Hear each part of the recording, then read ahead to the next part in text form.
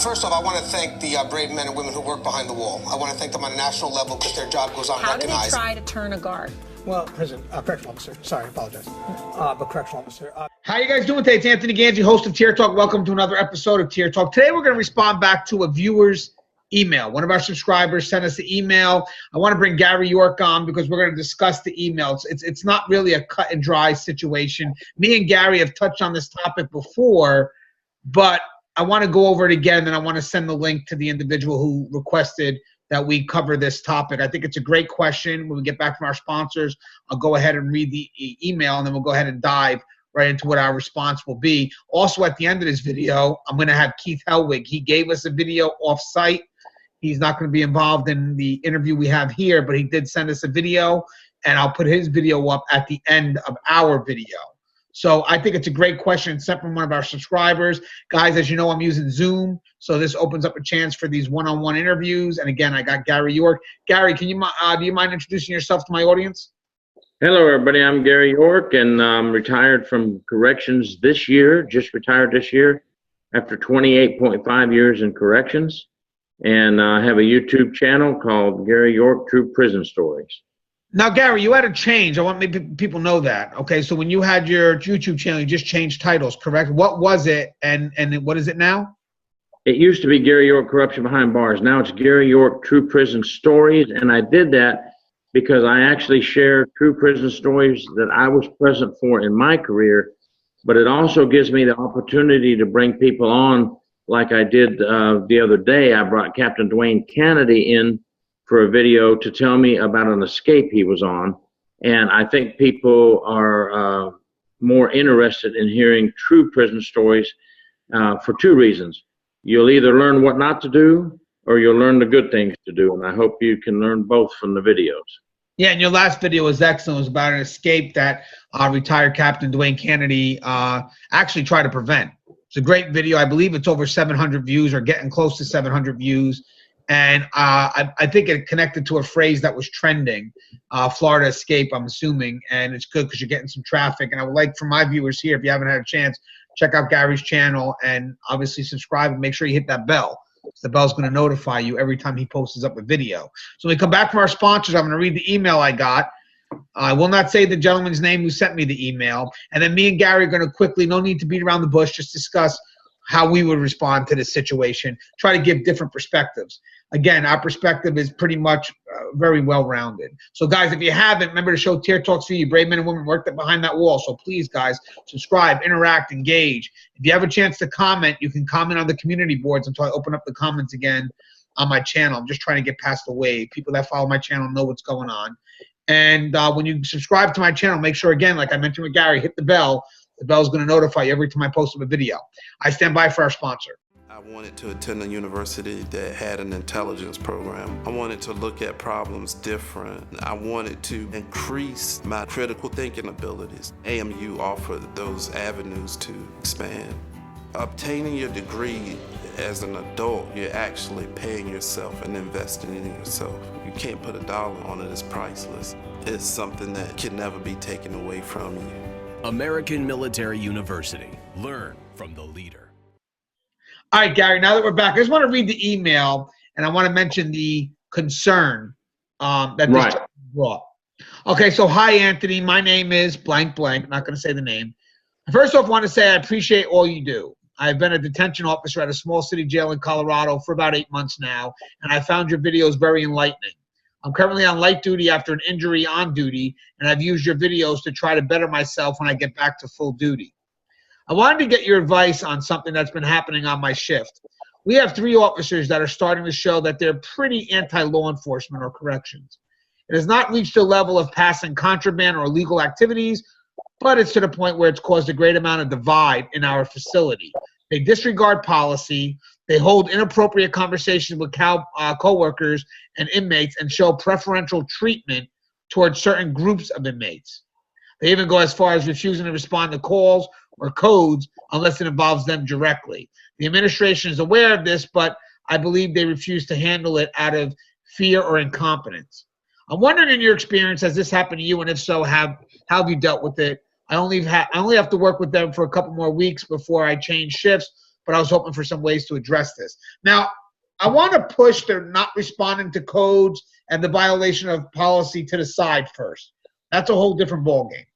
But I want to talk about first what you're seeing and what you're witnessing. Now, guys, in corrections, we can't wait for that officer to become corrupted. We have to act on, sometimes, most likely, it's a feeling.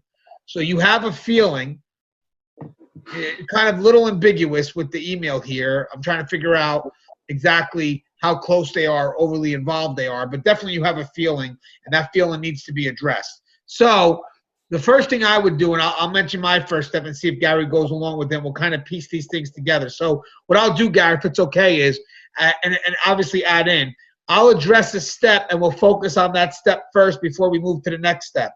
And if you feel there's something that if I'm missing a step, by all means, go right in, because you have a different perspective as well. But I feel the first thing, what I would do is I would try to interact with the three of them separately, not all together, because all together they could support each other.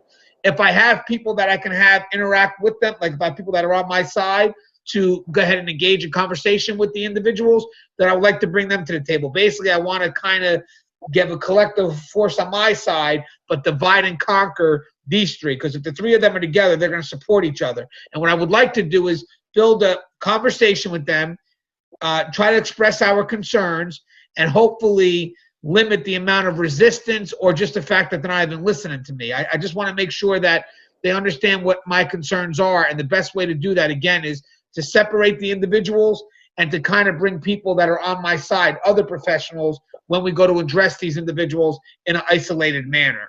That's my first step. That's the peer-to-peer, because remember, no one's done anything criminal yet. It's just sort of going on a feeling here. So the first step is peer-to-peer. What do you got, Gary? Well, I agree. You know, our job is to protect each other. We're always saying look out for each other. So you think this things are going on. You think that they're over friendly with inmates. You think they're spending too much time with inmates. Absolutely, go talk to them face to face. But you're absolutely right. Do not talk to them all three at the same time. Talk to them separately. If you have some other officers that have the same feelings as you do, let a couple of the other officers go talk to the other two, and you talk to one. But do it separately so that it doesn't look as if you're coming at them, attacking them, falsely accusing them of something, or putting them on the defense. But at least you're making them aware and giving them the opportunity to change their behavior if they are doing something wrong. I like what you mentioned right off the bat. You don't want to come off aggressive at first either, because that's just going to build the resistance, or they're just not even going to, like I mentioned before, they're not even going to care what you have to say anyway. But I like what you said. Isolate them, have that collective force behind you.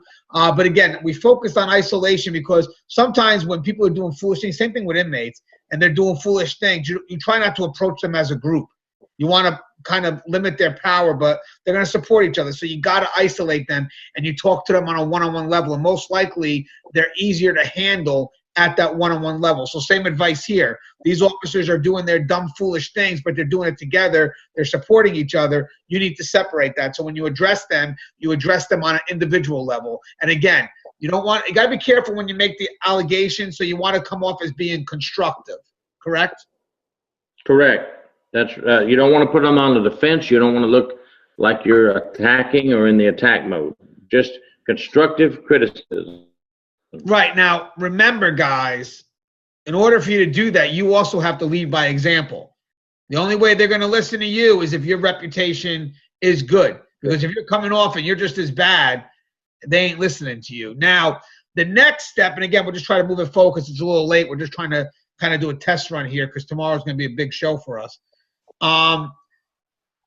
The next step is, if this doesn't work, now we talked about the blue code before. Now, in my opinion, the blue code doesn't exist to protect corruption. It's just, you don't want to be that social outcast, so you don't want to kind of snitch because you're afraid that your peers are going to cut you off. And that kind of comes with the family relationship that's built from the academy all the way to, entering the career and as the career progresses. But you're going to have to take it up the next level if they're not listening. And there's a couple of reasons for that. as I mentioned before, and I think Gary will agree, when you bring it peer-to-peer, the one thing that's going to happen right now, and I'm thinking that will happen, is the officers stop doing it in front of you. Maybe, because they know that your eyes are on them. You told them it's not something you like. Now, they may not be 100% with you, but they may stop doing their foolishness in front of you. But it doesn't mean they're going to stop doing it altogether. It means that it may still exist. So now we have to look at the greater picture. Sure, you protected yourself, and that's great. That's self-preservation. That would be one of the reasons why I would go to the officer first, because I don't want to get caught up with some foolish shit that you're doing. So my first attempt is going to be, hey, I'm working with you. Don't do foolish shit. And that's right off the bat. Now, I also want to think from a bigger picture, because, again, on the administrative side, Gary on the inspector side, it's not just about you either. It's about the facility itself. Now, you may think that these things are occurring, or you may know these things are occurring, but what have you done to protect the facility? So when it starts to get to that level where just that one-on-one interaction is just not working, and maybe there's still more rumors going around that stuff is still happening, but just not when you're around, you got to get that supervisor involved. The supervisors took that level of responsibility. So now what you're going to do is you're going to diffuse that responsibility over to those supervisors. And even as a collective force, you're going to force those supervisors to pretty much earn their money, take that role, take that responsibility over those 3 rogue officers. What do you think, Gary? Exactly. And, I've always said, if we expect our officers to report any misconduct or anything that could hurt the security of the facility, we definitely expect our supervisor to listen to officers reporting a problem and pay attention to the report and take action on the report. And you could tell the officers making the allegation, listen, I'm going to check into this. I'm going to look into it. I don't have to report to you right now, but I will let you know later, the outcome. But I do not have to tell you the outcome right now. But that supervisor has just told those officers that I'm going to check into the allegation, but I'm not jumping on it as if I know for sure it's really happening, because it's either going to be substantiated or unsubstantiated. But a good supervisor will at least support the officers coming forward with the complaint by saying, I'm checking this out. Now, these complaints are very tiring and wearing on supervisors, but as you said, they took that supervisor position, so they have to carry out and go investigate. And if you have a supervisor that does not investigate the situation, then we have a problem. Right. And now, guys, this is also part of staying in your lane, too. Remember, the supervisor, we also have that obligation, don't get me wrong, especially when we're talking about the violation of policy and not responding to a code, a whole different ball game. But the supervisor is put in that position. They have to act. That's their job. That's what they have to do. And ultimately, what we're hoping to do here is, if these officers are doing things foolish and definitely getting to the point where there's something that could be written, including that violation of policy, that again, he didn't mention specifically what policies were being violated, but once it gets to that point, then that supervisor, it's on them to write that officer up. And then now the concerns start getting forwarded to admin for review. Like, again, I noticed here he mentioned stuff about admin, but I don't know if you went through the frontline supervisor first. Remember, admin can only act if they know the situation occurs, and most likely they should be getting their information. Yeah, there should be some communication. I always believe admin should be walking around talking to that frontline officers, but most of the time the communication that admin gets is usually between the supervisors, because again, the information gets filtered and then they get the results of that. So either way, the supervisor is responsible for forwarding that information to the admin, and it could come in the form of a write-up. As he said, you mentioned these 3 officers are violating policy. Well, you better give me a good justification why you're violating policy, because I'm getting ready to write you up. You violate policy, you better tell me why, but you better know what exactly you violate. Some people don't even realize they violate policy because they don't even know what policy is. But then you get someone who does know. That supervisor should know what policy is and say, hey, why'd you just violate policy? Give me your reasoning. And then at that point, they can make a decision. Now, when they write them up, that's their game, that's what they're responsible for, then they forward those concerns to administration, which now puts administration in the know, because now you got something that's documented. Now you got something that they're going to be held responsible for if they fail to act accordingly. So again, that charge kind of starts that paper trail. Correct. And, you know, you talk about a supervisor. If I was a supervisor, and I know you're the same way, you want to make sure you act swift, take swift action, because the longer you take to look into the situation, the worse it gets. And the scenario that was given to you in that email, Anthony, there's so many different possibilities of things that could occur. That's why you have to act quickly and go and investigate. I mean, we could have a possible staff-inmate relationship out of that. You could end up with contraband possibly coming in if they're getting too friendly with inmates. I know you put the other thing on the side burner for now. We'll talk about it later. But not responding to code, you're failing to do your duties.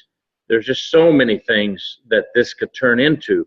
And we've seen it happen before. That's why it's so important to listen to the instincts of your officers when they come forward and make a complaint and act on it. Right, and the funny thing is, as I mentioned, when the supervisor starts writing it up, you're building that progressive discipline.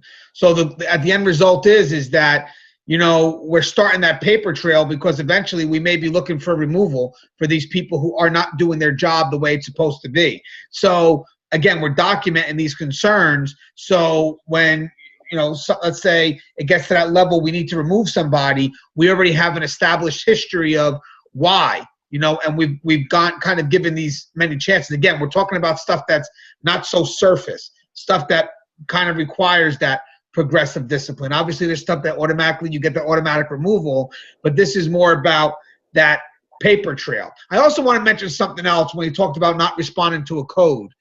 As a supervisor, if that person's on a post that required a response and he doesn't respond or she doesn't respond, you want to report from that individual. You don't just want to report from the team that was involved in that code.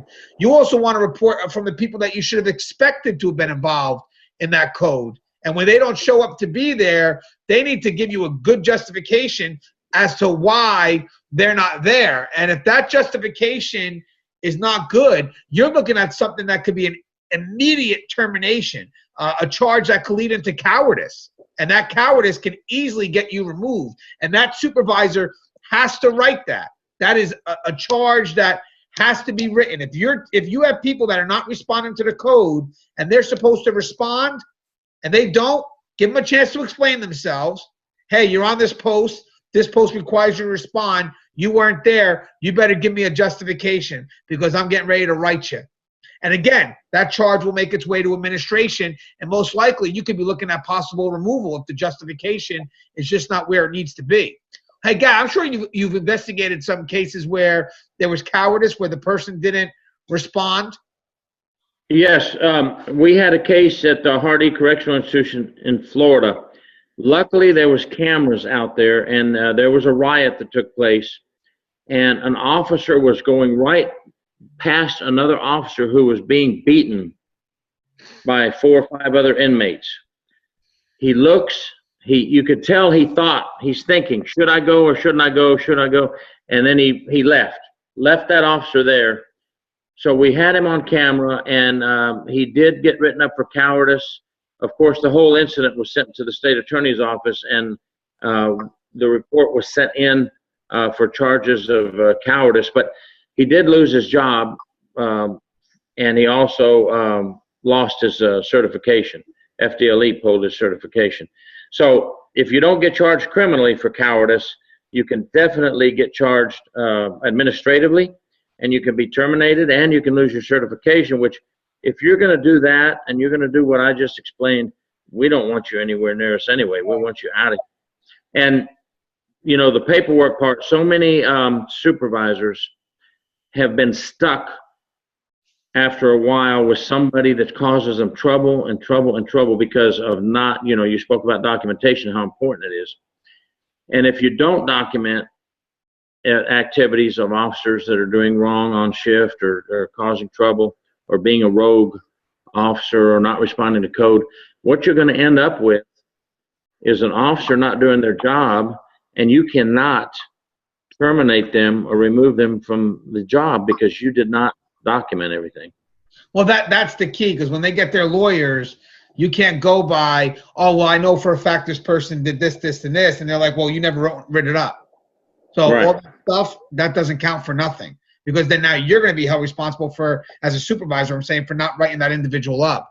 So again, the paper trail is a must, but again, there has to be some communication between, again, if there's a concern with that front line, bringing it to the supervisor. And I know we talked about the snitch, but again, this person is not doing what they're supposed to anyway. They've already violated the brotherhood, the sisterhood.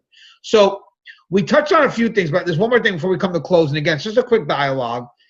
We touched on the peer-to-peer, and again, trying to isolate the individuals, talking to them on a one-on-one level, bringing a collective force behind you that supports what you are talking to them about, but definitely that approach. Now, if they're resistant or just not hearing you, you have to bring it to your supervisor. You have to. And then at that point, the supervisor has to look into it, like Gary said, and then they're responsible, guys. That's their lane. So if they start doing what their job, they're the ones that are going to start making that documentation, maybe charges, whatever, and then all of a sudden you're going to start seeing administration's going to be in the know because these charges are now being forwarded up to them for review. And again, we create that documentation for that paper trail. Now, on another note, and I think that's pretty much what we got for that one part, right, Gary? Anything else you want to add on that before I go to the other note? I think we're good on that part, other than I don't know if he said in the email that his immediate supervisor is not doing anything about it, and we have a chain of command. So I don't know if you want to touch on having to jump to the next level if your supervisor does not take action.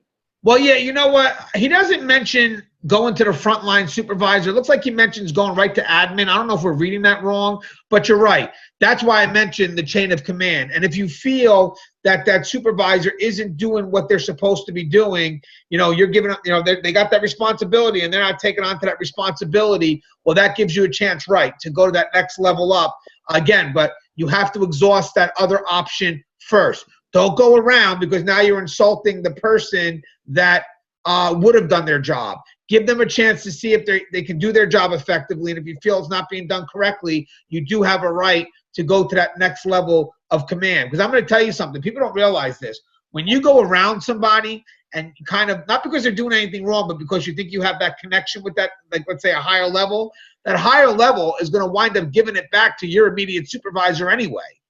So now you just insulted the supervisor. You didn't give them a chance to do anything. So make sure. What is it? I'm sorry. And you've kind of burned a bridge there. You've kind of made a bad relationship. Right. And what I want to do is, I agree 100%. That's the key. So, exhaust that option first before you go that next level up. Give that person a chance to correct it. And even if they don't do it in a manner that you find is correct, you can still talk to them and say, listen, I was hoping for this, you didn't do this, so just to give you the heads up, I am going to go another level, because what I thought would be the outcome of that. Now, on another note, and again, Gary, we're good with that part, right? You're good with that? I think we covered it pretty well. All right. You mentioned violation of policy. We touched on not kind of running to the code, which is going to be an outcast to everyone. That's an unforgivable offense. We know that. But I want to talk about the violation of policy. That's a whole different ball game. And if someone is violating policy, again, depending on how severe, you're obligated to report that. Gary, as an inspector, if another officer saw another officer violate policy, they could be held responsible for not reporting that, correct? Yes, and some officers get really upset when they hear that, and I understand that. But I have seen some really good people that did not report what they saw.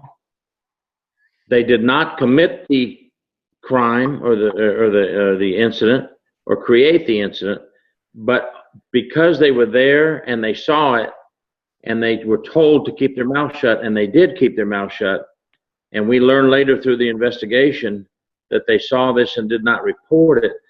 Unfortunately, under administrative violations, they were sent down the road. Now, remember what me and Gary are saying, though. Because sometimes because I don't want to get any kickback either. We know sometimes policies, they don't cover everything. We know that. So again, we're asking the person to justify first why they felt the need to violate policy. So we give them a chance to justify, and then we can, within the context, obviously, figure out what needs to be done. But these are the ones, what I'm talking about, the policies here are those surface policies, which are common sense, like an abuse of force, or maybe, I know sometimes you have officers that have their inmates all out, and you're supposed to take a secured count. I've seen that multiple times where the inmates are still out and about, and the officer's trying to count the inmates all scattered around. It's like, what are you doing, man? Lock them in. Your count is not a controlled count. So again, policies that really affect the safety and security where there really is no maneuvering. Those overt natural policies that for a fact, hey, you just violated that. You have to do what you got to do to not only protect yourself, but protect the facility as a whole. So you are obligated to report some of those violations of policy. And again, if you choose not to do that, later on when they start doing these investigations and they start coming back and figuring out, like, okay, this officer violated these things, if you happen to be in that same area and they have proof that you've seen this happening, don't be shocked when the inspector or the investigator comes your way and says, hey, I'm sorry, man, I got to write you as well because you were in the unit that day when the officer did this. So you have to be on your P's and Q's. And that's one of the reasons why you want to address it, because it is that self-preservation. If you don't address it when it's initially happening, you could be held responsible when they start looking into this individual, and all roads lead back to this one incident where you happen to be next to him. And you're not helping anyone in reality by not reporting it. Even though you may think, I feel bad for that person, or I don't want to tell on them, but you're not helping anybody because, number one, they're getting themselves deeper and deeper into more trouble. And as they do that, they're causing more trouble for security, more possibilities for security violations, and more possibilities for you to get harmed because of something stupid that they did. So you're not really helping anybody by not reporting it. Right. And you know what? When we talk about this, I want to mention, we talked about it on the other show last week, or a couple of days ago, actually. We're doing a few shows a week now. Support the officer that's trying to do the right thing. That blue code, the blue code, again, we talked about, is more about the social outcasts. It's not about protecting corruption. So we need to be supportive of officers that have to do the right thing. And we shouldn't outcast them. That's why we're going to touch on an episode in the very near future. I'm going to have Gary, Keith, and maybe Russ on, and we're going to talk about an officer that violates policy to save a life. And sometimes that violation of policy, obviously we know will get that officer in trouble, but they did the right thing. They saved the life, but technically the violation of policy could have put the security of the facility at risk. So that's going to kind of cross into a later discussion that we're going to have. So that's good that you brought that up, because it's a topic I really want to have. I really want to have a discussion. And guys, if you want to be part of these discussions, download the app Zoom and email me, gangianthony@yahoo.com, or even email Gary. Gary will give you his email shortly, and we could do more shows like this and bring more people from the field and give them a chance to speak. We can cover almost anything now. We can get to anybody through this free app. It's a free app. Hey, Gary, you want to say anything in closing besides your email? My email is Max, M-A-X 878 York, Y-O-R-K @yahoo.com. And I just want to tell everybody, be safe, be smart, have your head on a swivel. Merry Christmas and God bless, and be safe. Thank you, Gary. As always, thank you for coming on. We'll probably be doing another show tomorrow with, let me not say the guest until I make sure they confirm, but they called me. They'll be doing it tomorrow. We're going to be discussing a couple of things, including the escape at Dan Amora with the show on Showtime, and maybe be talking about manipulation, but this will be from an inmate's perspective. And we're going to explore how Joyce Mitchell was manipulated. But again, I thought this topic was great. I thank my subscribers for sending me topics like this. Guys, feel free to email me or Gary. We'll do the topics on our show. Make sure you go to Gary's channel. Gary, again, changed his name from Corruption Behind Bars to True Prison Stories. Yes, correct. Gary York, True Prison Stories. Yeah, I'll put the link in my description, so feel free to hit the link. And we got to get our channels up because we want to do collabs. You know what's going on, guys? And I'll keep it professional. These other channels that kind of represent a different perspective, again, a respectful perspective, but a little bit different. They're growing quicker because they support each other, and their channels are bigger because the channels are very entertaining. And a lot of people that subscribe to these channels, they subscribe to these channels because they are entertaining. Our channel is informative.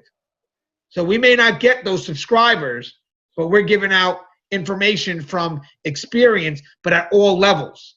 So the thing is, we need to support each other's channels because we'll be collabing with each other in an effort to bring each other's audience to the different channels, and then have our channels, it probably won't reach those levels, but just as big. Right now, I think I'm at 5,715. I got 1,000 something subscribers this month. That's great. Gary took a hit because of the purge. Unfortunately, we had someone that was trying to give us subscribers, which we didn't want. She did it on her own, and they were bots, probably, in my opinion. And Gary got hit very hard at the beginning when he created the channel. But I will tell you one thing. It's great that the purge happened, because now, if you look at his channel, you could start to see a better ratio of his subscribers to the views to the engagements. I mean, the one video did great with likes and views. So it's good. It helps. My channel actually did pretty well. I survived the purge, which means that I do have general, very good, sincere subscribers. So now I want to see if I can get those sincere subscribers to go over to those other channels as well and help us build. And I want to thank Officer 401, who supported me since day one. He's always shouting out my channel. He's given me so many of his subscribers. I can't thank him enough. He's helping our mission. And I think ultimately, as I said, we'll get our voices out there. We'll get our issues met. But guys, at the end of the day, this is not a channel to entertain, it's a channel to inform. The subscribers that subscribe to the channels because they're looking for knowledge, and they kind of look at our channel piece by piece as to what I need at that moment. So the views, we may have videos that sit up there for a while, but then all of a sudden start collecting views because maybe it's a topic that people are interested in at that time. So it's great to kind of just throw things out there and just see what people can take from it. Gary York is doing the same thing. The videos will sit there, but then people can reference, you know what, I need to learn this today.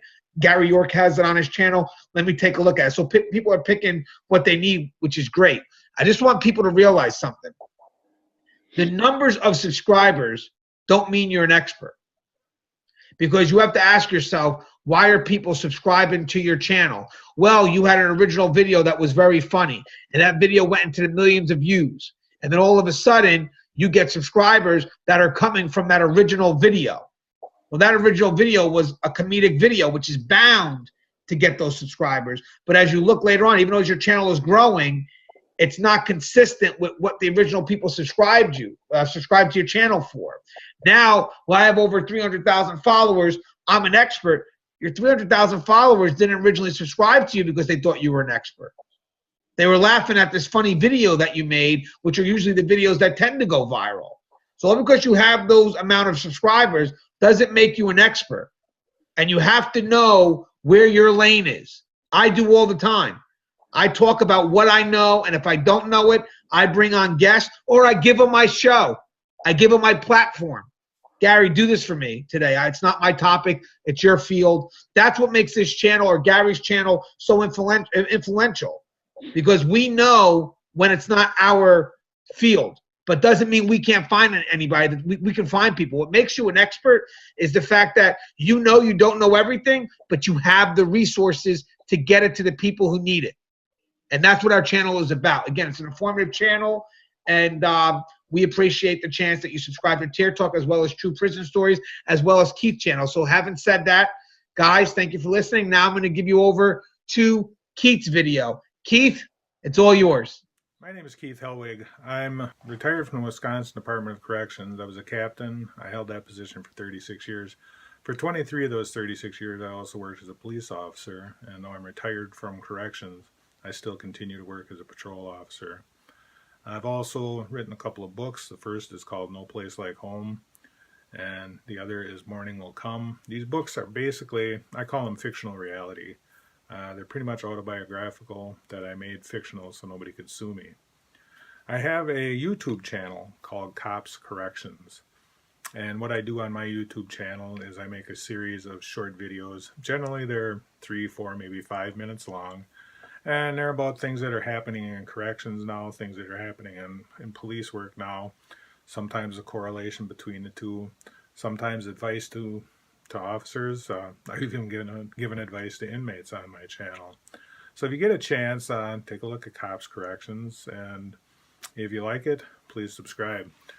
I've been asked to make a short video by Anthony Gangi concerning an officer who's working with people who, to put it bluntly, are less than desirable to work with. They're people who are becoming more anti-law enforcement.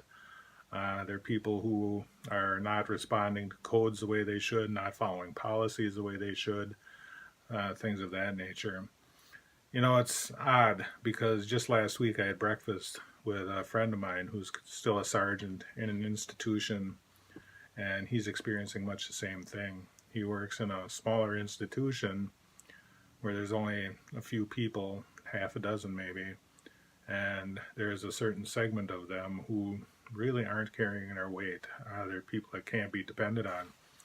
Now, I know in the email that was sent to Anthony, this individual stated that these people are hesitant to respond unless it's situations that directly involve them, that they're not following policy, that they're showing favoritism towards certain groups of individuals, and that he feels, even though upper management knows about it, that they're failing to take action out of either ignorance or fear. I've seen that happen in situations where upper management chooses to ignore the situation in the hopes that it'll go away. The fact is, it doesn't go away. It simply gets worse. I used to have a captain who always told me permitting was promoting. And that's exactly what it is. Permitting is promoting. If you're in upper management and you're permitting this to happen, you are also promoting its occurrence. Now, we always tell people, or you always hear people say to inmates that they shouldn't be snitches. Well, it's the same thing with officers. Don't be a snitch. The fact of the matter is, we do have a brotherhood of blue. That brotherhood teaches us how to be a family. That brotherhood teaches us to depend on each other. Now, these people that aren't doing their job are betraying that brotherhood. I'm not saying for anybody to go out and outright snitch on them. What I am saying is keep an eye on them. Make sure that you do your job. Don't give them any reason to turn on you and all of a sudden make you the problem. What you need to do if a situation arises where they're not doing their job is document it. Now, this isn't something that you have to turn into anybody. This is something you have for your own good, for your own protection. Document the people involved, the place involved, the situation, who all was there, what inmates were there. Document everything you can. Now, this isn't something you even need to bring into work with you. This is something you can do after you get home in an event that happens where they fail to do their job or whatever.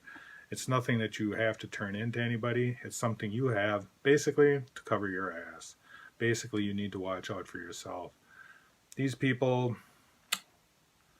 can't be depended on. Now, that doesn't mean if they need help that you don't render aid to them. A good correctional officer, doesn't matter if you like the person or don't like the person, if the shit hits the fan, you need to be there. Now, I know as a captain, there were people that I definitely didn't like, and there were people that definitely didn't like me. But everybody knew on my shift that if anything happened, regardless of personal feelings, we were going to be there for each other. And that's what you have to do. Regardless of personal feelings, you have to be there for each other. In dealing with people like this who don't want to do their job, it makes your job harder. It makes your job miserable. However, if you become the one who points it out and you're the only one complaining about it, they're going to do everything they can to make your life miserable. The main thing for you is to stay safe and watch your back. Now, that's how I end every one of my videos on Cops Corrections, is stay safe and watch your back. We have to watch our back, and we have to watch the back of our fellow officers as well. In dealing with officers who aren't doing their job, it makes your job twice as difficult. But remember, your main priority is yourself. Your main priority is for you to go home safely at the end of your shift. So, with that, I'm going to close. Once again, my channel is called Cops Corrections. I'd appreciate it if you'd subscribe. And it's an honor to be on a program like this with Anthony Gangi and Gary York, some of the best professionals I know. Thank you, and until next time, stay safe and watch your back.